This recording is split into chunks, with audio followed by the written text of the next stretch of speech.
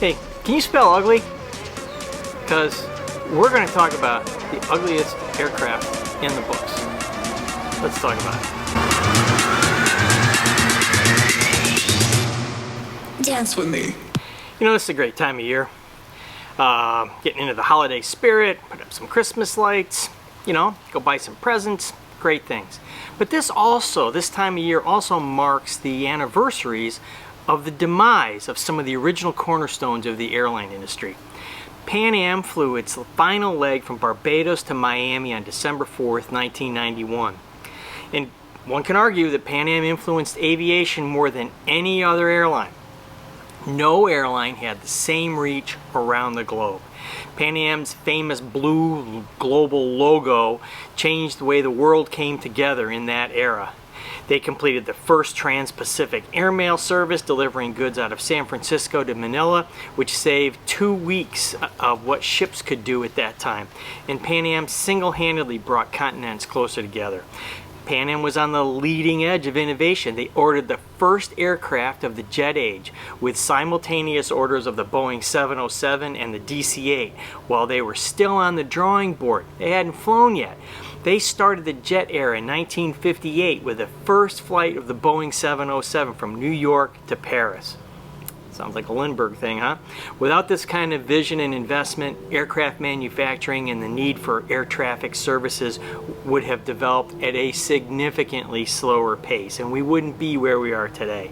And Pan Am continued to lead with the purchasing of the Boeing 747, the biggest airplane at the time, in order to keep up with the 15% passenger growth at that time.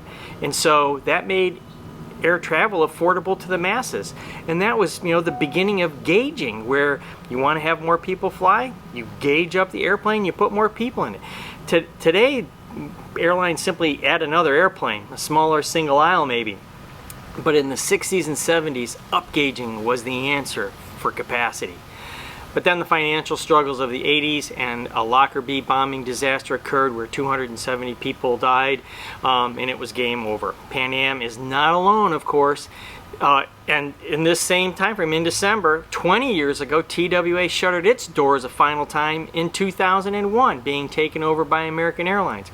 Interesting, TWA also never recovered from an in-flight disaster with TWA 800, a Boeing 747 which exploded mid-air. This event was investigated by a President's Commission on Aircraft Safety and Security and ATC Modernization, which eventually led to another commission led by Secretary Norm Mineta, which led to the creation of the Air Traffic Organization and completely restructured the way the FAA handles their operations today. The bottom line here is these bold steps moved the system forward. The airline industry has been anything but bold, focusing on consolidation and to some degree noise. The needle movers seem to be the air mobility market and to some degree the UAS market. They've been pushing the FAA, maybe not as glamorous and shiny as a Boeing 747, but they are investing to move people and goods in ways never thought possible. And we need that push to push ourselves to make air travel the best.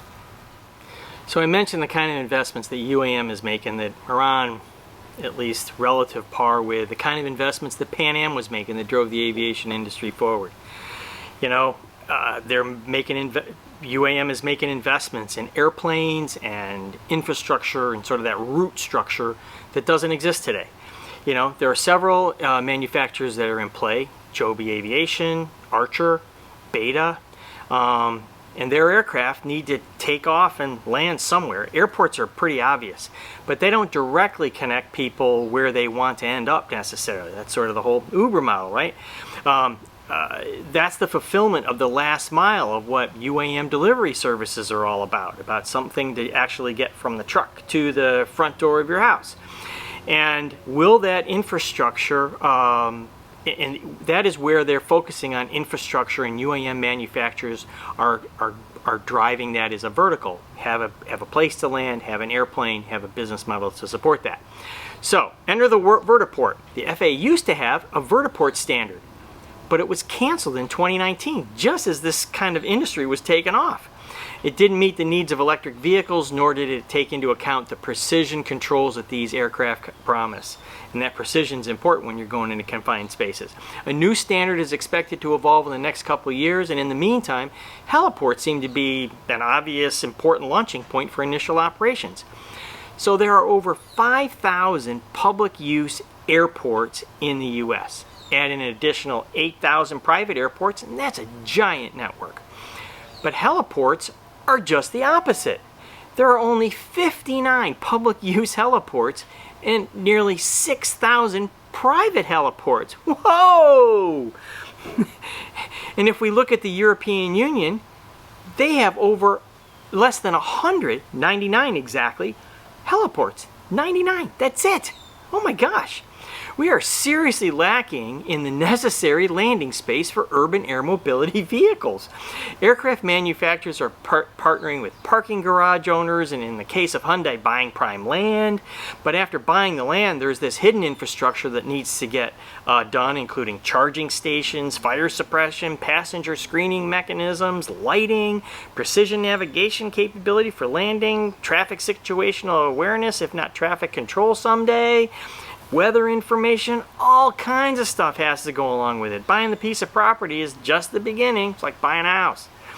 You know, France is jumping out and building a vertiport in Paris. Skyports, the company that manages the 3 big airports in the Paris region, is building a test vertiport to support UAM operations for the 2024 Olympic Games. It is a bold investment, the kind of thing that we saw back in the Pan Am era. And it includes a suite of systems expected that, you know, would be required.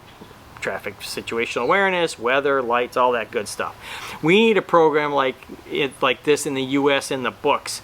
We need something to drive the system forward the way we would like it to see done. So, a new NASA is emerging, and the FAA, with the offices of airports, is just studying the challenges. The airplanes themselves are at the pointy end of the spear of the needed ecosystem, and if they're a couple years away, where are we with the Vertiports advisory circular? So it's got to come fast, and it's got to be a focus area, and we need something to happen now. Ugly. Very, very ugly. Another global automotive manufacturer has entered the UAM market, which is great. That's great. This time it's French company Renault, which has released its version of their UAM vehicle. And it has to be the ugliest UAM vehicle I have ever seen. Most of them sleek and super sci-fi looking things. They look incredible. The Air 4 pays homage to an old vehicle in Renault called the Renault 4, a classic, which is going on its 60th anniversary of production. And Renault expects to start demonstration flights next year in Miami, New York, and Macau. But I gotta tell you, they gotta make this thing look a lot cooler. It's not good. It's got to have some kind of class to it. This is terrible. It's terrible. Take a look at the picture. I'll have a link below in the show notes so you can find it. Tell me what you think. Dance with me.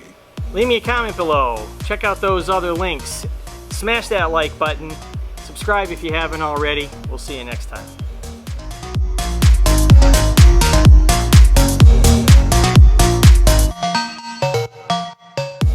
1991. That ended it. You want in that bell if you shoot.